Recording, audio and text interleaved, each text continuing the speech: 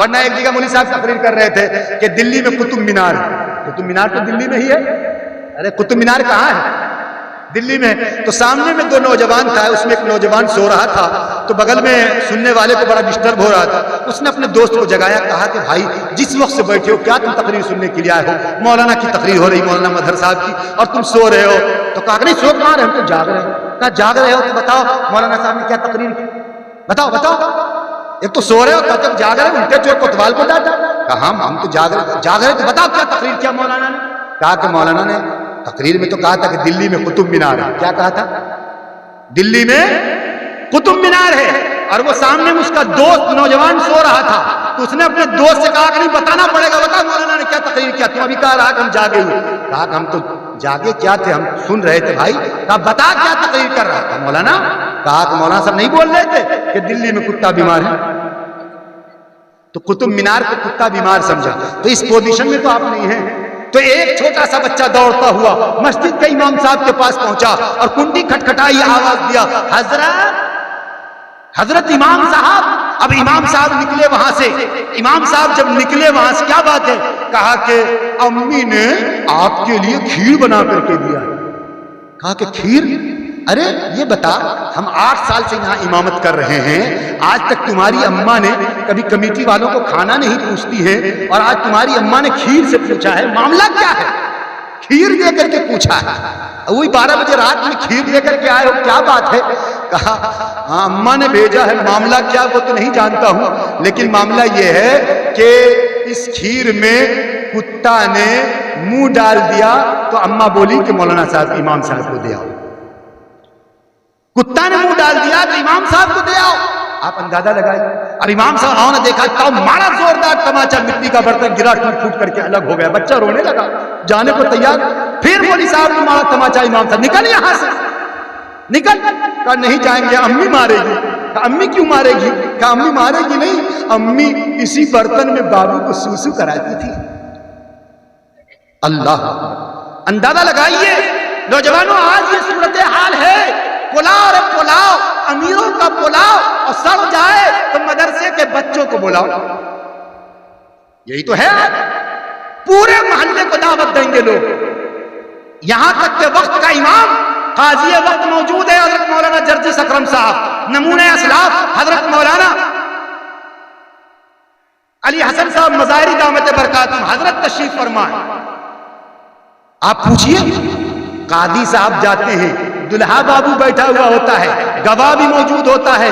ایک دن پہلے امام صاحب نے تقریر بھی کر دی, کوئی فکر نہیں, پورے محلے کو دعوت مل گئی. 12 بجے رات میں امام صاحب, صبح میں ڈھنڈورا ٹوٹے گا. سیکریٹری صاحب کیا بولے, امام صاحب کے پاس 10 مرتبہ جگ جگائے, تب امام صاحب اٹھ کر کے آئے ہیں. ارے باپ رے باپ, اللہ کے بندے, تم 12 بجے اٹھا رہے ہو, 4 بجے مصلی پر ان کو حاضر ہونا ہے.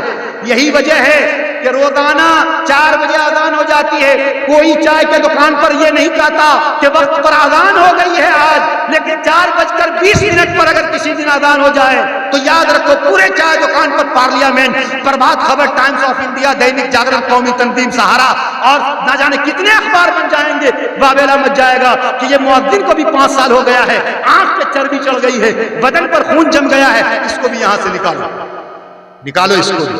پورے سال وقت پر اذان دی گئی, کسی کو کوئی فکر نہیں. ایک دن 20 منٹ تاخیر سے اذان ہو گئی, دیکھا واویلا مچ گیا.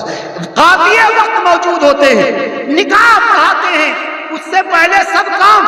بڑے بڑے قاضی تو اپنی جگہ ہیں, گاؤں کے جو امام صاحب ہوتے, مولوی صاحب کہہ دلیا تو کہہ دلیا, ایبو تا ایبو. اب 3 بجے قصائے پہنچا ہوا ہے, اور مولوی صاحب کو 2 بجے سے بیٹھائے ہوا. کیوں؟ عقیقہ ہوگا نا بابو کا, عقیقہ 2 بجے سے بیٹھا کر کے رکھو.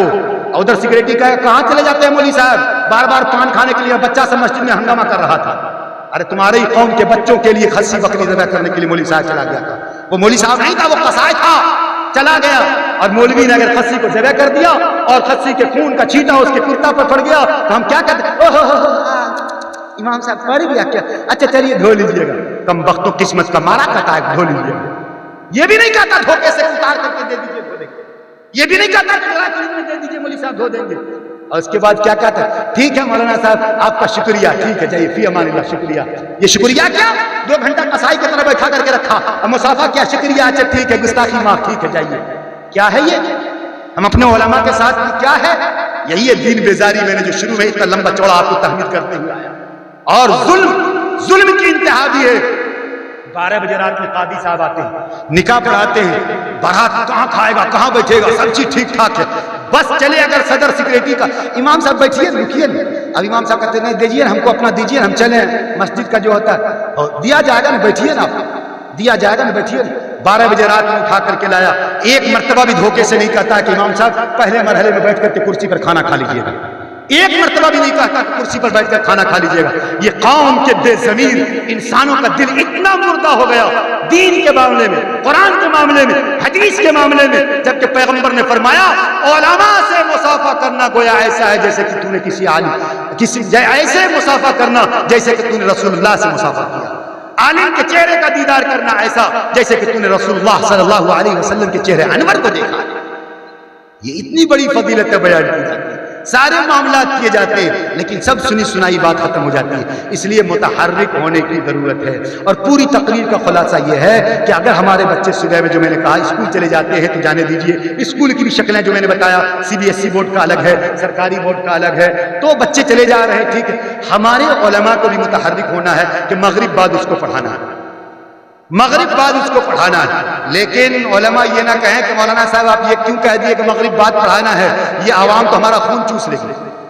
تو میں علماء سے بعد میں عوام الناس سے پہلے کہنا چاہتا ہوں، ہمارے علماء اس وقت مغرب بعد پڑھائیں گے جب آپ اس کے لیے بھی فراخ دلی سے کام آئیں گے، جب آپ اس کے لیے بھی ان کے لیے بھی فراخ دلی سے کام آئیں گے۔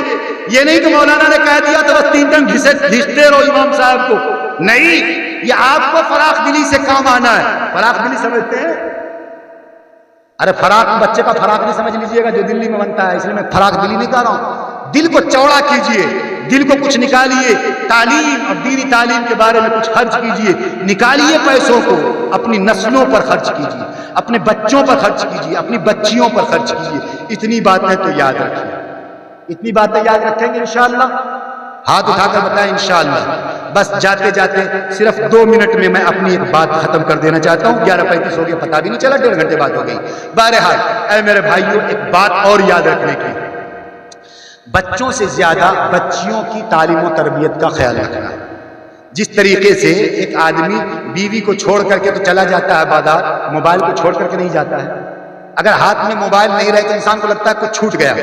یاد رکھو میرے بھائی، جو صاحب اولاد ہیں، بس دبے انداز میں کہہ رہا ہوں، ہمارے علماء موجود ہیں، قاضی صاحب موجود ہیں، روزانہ کچھ نہ کچھ میٹر آتے رہتا ہے، تو آپ، میں مائک میں بول رہا ہوں، آوازیں دور تک جا رہی ہیں، آپ یہ بات یاد رکھیے، ہماری بچیاں وہ اعلیٰ ایجوکیشن، وہ بہترین تعلیم، وہ عمدہ تعلیم، وہ بڑکا تعلیم حاصل کرے جس سے وہ اللہ اور رسول کو بھول جائے، جس سے وہ جہنم خرید لے، جس سے وہ جنت اس کے ہاتھوں سے نکل جائے، جو مرتد ہو جائے، جو سب سے پہلے اپنے ماں باپ کی پگڑیوں کو اچھال دے، اس کے بعد پھر اپنے دین کا جنازہ ایمان دل سے نکال لے، کچھ دنوں کے بعد اس کی جان بھی پٹریوں پر نظر آئے، کھیت کھلیان میں نظر آئے، ندیوں میں نظر آئے، تالابوں میں نظر آئے،